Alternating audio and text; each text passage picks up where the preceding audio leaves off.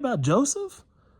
Don't forget about Joseph. See, Joseph had a dream when he was a kid. Somebody told him, God told him that he was going to have the entire kingdom, his brothers, his family bow down to him. And you know what happened when he was so excited about this? His brothers sold him.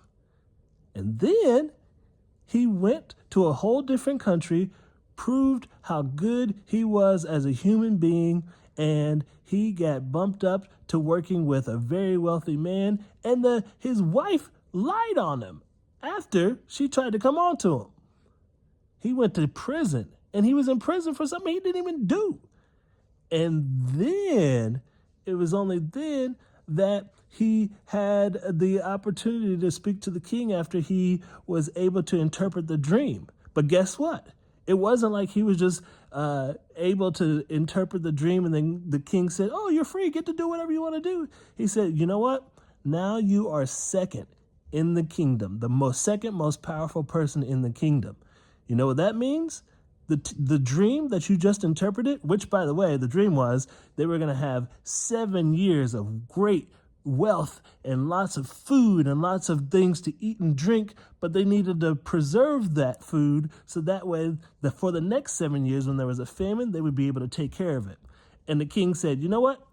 Good. You're going to be the one in charge of all of those things.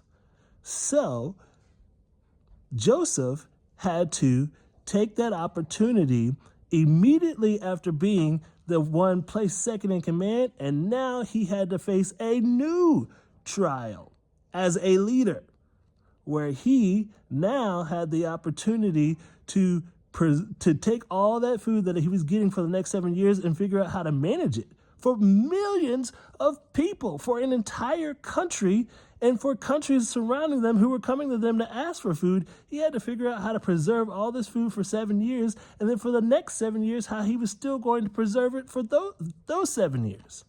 That wasn't easy. It wasn't handed to him. But all of those trials that he went through was to prepare him for the place of leadership. You may be thinking to yourself right now, like I'm thinking right now, why is it so hard? But maybe you're experiencing all of these trials so you can have perseverance. So I'm reminding you and I'm reminding me to count it all joy.